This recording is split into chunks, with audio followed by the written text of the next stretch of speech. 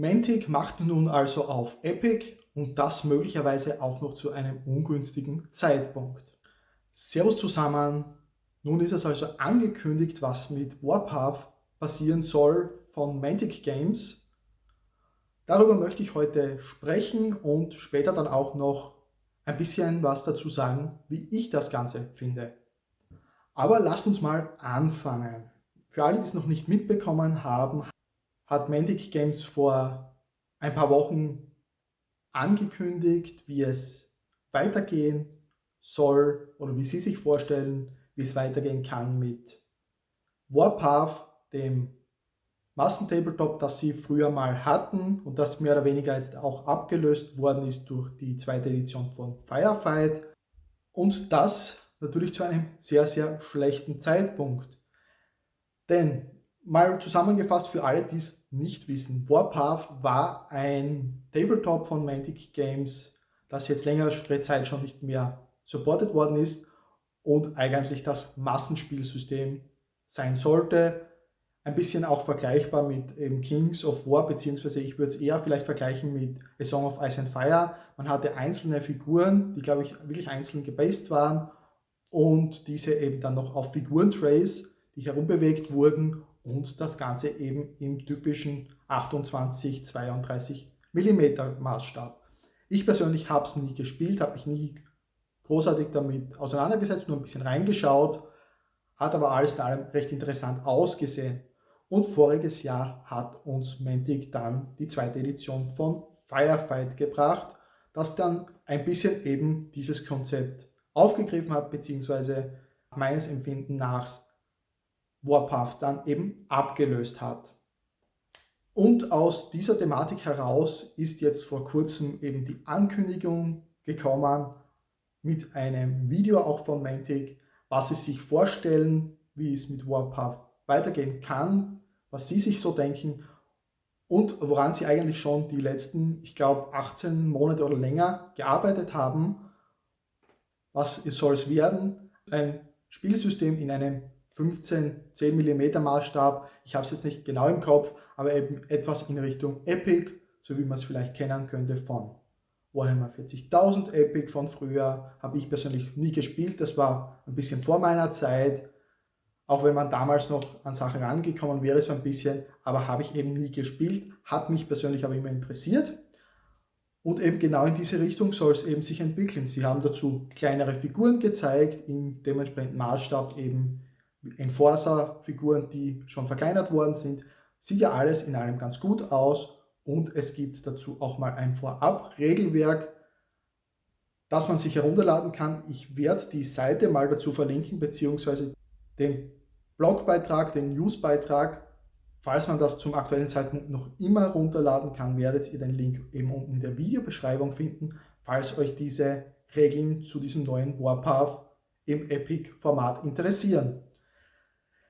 Problem ist jetzt nur, Games Workshop hat jetzt natürlich selbst angekündigt, dass sie in diese Richtung etwas machen wollen, mit eben einem eigenen Spielsystem in diesem Maßstab, welches in der Horus Heresy angesiedelt ist. Und das hat jetzt natürlich dazu geführt, klarerweise, dass die Frage natürlich jetzt bei Mantic sicher auch aufgekommen ist, wie sie da weiter verfahren wollen und möchten und haben daher uns das Ganze mal zur Verfügung gestellt, die Regeln wie gesagt, aber eben auch eine Umfrage, ob wir uns das Ganze überhaupt vorstellen können, so ein Spielsystem quasi zu supporten, beziehungsweise ob uns das als Community, als Spieler interessiert oder ob man vielleicht nur die Regeln haben möchte. Also im Großen und Ganzen haben wir jetzt hier zwei verschiedene Parteien sozusagen, zwei verschiedene Firmen, die hier jetzt zur selben Zeit versuchen, denselben Markt mehr oder weniger ein bisschen neu in Schwung zu bringen. Im Großen und Ganzen ist das ja alles nichts Neues, denn War Master war irgendwie die ganzen Jahre irgendwie im Hintergrund unterwegs. Gibt es ja auch, glaube ich, eine neue, zumindest Community Edition, die ganz gut zugänglich ist, vor allem auch mit den 3D-Druckmöglichkeiten, die man aktuell hat. Aber auch Epic kommt mir vor, ist nie, also 40k Epic ist nie so wirklich ausgestorben. auch wenn man bei uns vielleicht nicht großartig was davon gehört hat, aber so ein bisschen habe ich zumindest immer im Hintergrund mitbekommen. Und natürlich gibt es dann auch noch andere Spielsysteme wie Flames of War, Team Yankee oder eben auch Drop Zone Commander, glaube ich, ist das. Drop Fleet ist, glaube ich, das andere. Das Drop Zone Commander geht ja, glaube ich, auch in diese Richtung. Also eher so im Bereich 10, 15 mm Figuren. Daher nicht per se was Neues oder was es in der letzten Zeit überhaupt nicht gegeben hat. Aber eben ein sehr schöner Ansatzpunkt, um eben das Thema wieder aufzunehmen. Und jetzt haben wir eben die Situation, dass das gleich 2 Unternehmen im Science-Fiction-Bereich hier machen möchten. Auf Warpath bezogen ist natürlich dieses Konzept eigentlich ganz gut, hier auf einen kleineren Maßstab zu setzen, mit eben kleineren Figuren auf einer Einheitenbase und eben den Maßstab zu verändern, denn die 28-32 mm Variante hat für mich irgendwie auch nie so wirklich diesen Flair dieser großen Schlachten rübergebracht. Eine Sache, die hier jetzt natürlich hilft, ist unten das Video zu liken, zu kommentieren und eventuell auch zu abonnieren, falls du das noch nicht gemacht hast, beziehungsweise unten in der Videobeschreibung den Newsletter abonnieren, weil so bekommst du auch immer neue Informationen über das Spielsystem, wenn hier mal neue Informationen von Mantic rauskommen, wie es mit Warpath eben weitergehen soll. Aber ich frage mich da auch wirklich, ob wir das brauchen oder nicht. Denn Mantic Games ist jetzt nicht wirklich ein großes Unternehmen. Sie haben uns letztes Jahr Firefight in der 2. Edition gebracht. Jetzt in Kürze erscheint dann die neueste Version des Regelbuchs mit abgedateten Regeln. Dort werden auch Regelanpassungen durchgeführt, sodass auch hier eigentlich mehr oder weniger die alten Regeln obsolet werden, man das neue Buch eigentlich braucht. Auch sind dort neue abgedatete Einheitenregeln drinnen, nicht nur mit neuen Einheiten für die Fraktionen, sondern auch zum Beispiel Mason Labs ist hier dann eben mit der Armeeliste enthalten, was es im alten Buch noch nicht gegeben hat. Und natürlich auch nicht zu vergessen, es gibt Kings of War als meiner Meinung nach das größte Spielsystem, das Mantic im Angebot hat. Dazu gibt es natürlich dann auch wieder das Armada mit den Schiffsschlachten, natürlich auch Dreadball und so weiter, wo dann auch schon einige Zeit lang nichts mehr passiert ist. Das sind alles Spiele, die irgendwie im Hintergrund so herumschwirren, aber Dreadball ist jetzt schon länger nichts mehr passiert. Was ich so mitbekommen habe, ist jetzt auch hier und da mal wieder etwas für Armada dabei. Das ist jetzt aber, kommt mir vor, sehr viel in den Vault gewandert, also wo man die STL-Files für den 3D-Druck herbekommt. Und ansonsten eher weniger Support in Richtung der Händler passiert, dass hier neue Produkte erscheinen. Und da stellt sich natürlich auch die Frage, ob es das jetzt wirklich braucht. Der Grundgedanke ist ja an und für sich nicht schlecht, aber vielleicht sollte sich Mantic hier ein bisschen auf die anderen Sachen konzentrieren, eben Dinge herausbringen wie Einheiten, die es noch nicht gibt, also keine Modelle vielleicht bei den Armeen oder auch auf Kings of War jetzt bezogen oder auch vielleicht Armeen, wo es gar keine Figurenrange noch gibt oder ältere Figurenrange wie zum Beispiel die Elfen, dass man so etwas mal überarbeitet und die Zeit und den Arbeitsaufwand eher dorthin gehend investiert und eben nicht darin, bei Warpath etwas zu machen. Denn das ist alles Zeit, die hier dann von eben diesen anderen Spielsystemen abgezweigt wird, wo eben die Aufmerksamkeit woanders hinwandert. Denn auch bei Firefight, auch wenn das eben im selben Universum dann quasi spielt wie Warpath, ist es halt so, wir haben davor gesagt, wie gesagt, die neue Edition bekommen, die ich sehr gut finde. Dazu kommt jetzt eben die abgedatete Variante, die das ganze Spiel wieder etwas runder machen soll mit abgedateten Regeln, auch was Einheiten betrifft. Also es werden dort auch neue Einheiten rauskommen für die verschiedenen Fraktionen mit neuen Figurenbausätzen dafür, um das Ganze darstellen zu können.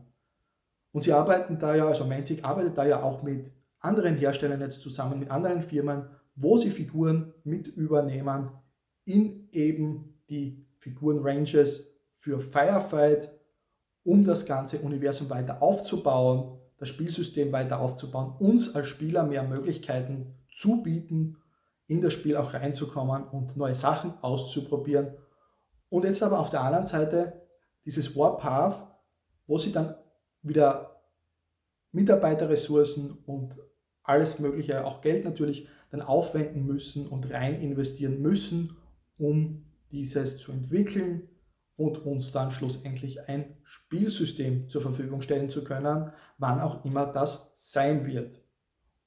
Und das hier zum Schluss Gesagte spiegelt auch ein bisschen eben meine Situation wider, wie ich das Ganze empfinde. Denn persönlich, ich finde es gut und ich habe ehrlich gesagt auch dafür abgestimmt, ich würde das Spiel kaufen, wenn das als vollwertiges Spiel rausgekommt, wenn es großartig supportet wird, also mit verschiedenen Armeen, sodass man hier auch wirklich ein vernünftiges Spielsystem aufbauen kann, das eben nicht nur ein One-Off ist, eine Box und dann spielt damit, sondern wirklich, wo mehr rauskommt. Denn ich kann mit den anderen Systemen nichts anfangen, denn die Option, die STL zu bekommen, ist zwar schön und gut, bringt aber den Händlern nichts, die eben die Produkte verkaufen von Mantic, und auch Mantic hat dort vielleicht über den Vault auch nicht so viel davon. Das kann ich nicht sagen, weil ich nicht weiß, wie viel Geld sie damit wirklich machen. Und daher wäre hier wahrscheinlich auch die beste Lösung, das Ganze überhaupt in Angriff zu nehmen, das über ein Crowdfunding eben zu machen, um überhaupt mal zu sehen, ob es genug Interesse gibt, dass die Leute das wirklich unterstützen wollen. Zu meiner persönlichen Meinung gehört hier auch noch zu sagen, oder ist zu sagen, ich hatte immer Interesse an 40k Epic, was ich mir nie angeschaut habe. Und da muss ich auch sagen, interessiert mich persönlich dieses Warpath in dieser Epic-Variante wesentlich mehr als das von Games Workshop angekündigte neue Spielsystem, das sich ja aktuell ja auch verschoben hat. Eigentlich hätte es im August jetzt erscheinen sollen, weiß man aber jetzt mittlerweile auch nicht, wann es kommen wird. Aber dort ist es eben so, hätte ich mir wahrscheinlich angeschaut, werde ich aber in der Hinsicht nicht machen, weil es eben in der Horus Heresy spielt und so wie es aktuell aussieht, eben ausschließlich Space Marines gespielt werden können und das mich persönlich einfach nicht interessiert. Ich spiele deswegen auch eher nicht Horus Heresy und habe weniger Interesse daran. Und das gleiche trifft auch hier zu. Da fehlen mir einfach die Fraktionen, die eben nicht Space Marines. Und das ist eben wieder eine Möglichkeit, wieso ich mich auf dieses Warpath freuen würde, weil man hier, wenn sie es eben wirklich verkleinern, ausgehend vom Warpath-Universum, von eben Firefight, von den Fraktionen, die wir hier alles haben, mit den Forge-Fahrern, mit den Würmen, mit den GCPS, Mason Labs, Enforcern und so weiter, dann bekommt man hier natürlich eine sehr, sehr schöne Gesamtsituation zusammen, ein sehr umfangreiches Spielsystem mit den unterschiedlichsten Fraktionen, menschliche Völker und so weiter. Marauders natürlich mit den Orks sozusagen. Und das persönlich würde mich natürlich reizen, weshalb ich eben, wie gesagt, auch für die erste Auswahlmöglichkeit abgestimmt habe persönlich, dass ich das Spiel eben supporten würde und kaufen würde, sollte es als vollwertiges Spiel auf den Markt kommen. Aber ich sehe hier natürlich auch das Problem, dass diese ganzen Sachen natürlich dann erst irgendwie finanziert werden müssen in Bezug auf Produktion, denn dort kommen wahrscheinlich dann auch neue Figuren zum Einsatz, wenn sie diese vor allem aus Kunststoff produzieren möchten. Da können sie nicht einfach den Maßstab verkleinern und das Ganze dann ausdrucken. Und da bin ich mir dann nicht mehr so ganz sicher, ob das wirklich sinnvoll ist. Und auch wenn ich mich darüber freuen würde, ob es nicht kluger wäre, hier einfach auf die bestehenden Dinge zu setzen, die man schon hat, und Warpath einfach zu ignorieren, beziehungsweise wenn, dann die Regeln einfach nochmal neu zu veröffentlichen auf eine andere Art und Weise, wobei ich das auch nicht unbedingt so sinnvoll finde, weil wir jetzt ohnehin schon Firefight haben und es dabei dann einfach belässt, dass man sagt, man hat Kings of War, man hat Firefight und dann eben noch die anderen Spiele wie Armada, Dreadball und natürlich auch Dead Zone und damit eigentlich schon ein sehr, sehr umfangreiches Portfolio an Spielsystemen.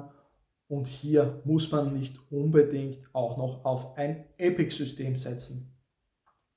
Aber was ist eure Meinung jetzt eigentlich zu diesem Thema? Habt ihr abgestimmt für diese Umfrage, beziehungsweise wenn wie, freut ihr euch drauf? Würdet ihr das Projekt unterstützen, egal ob es jetzt als Crowdfunding veröffentlicht wird oder eben auf eine andere Art und Weise von Mantic erscheinen wird?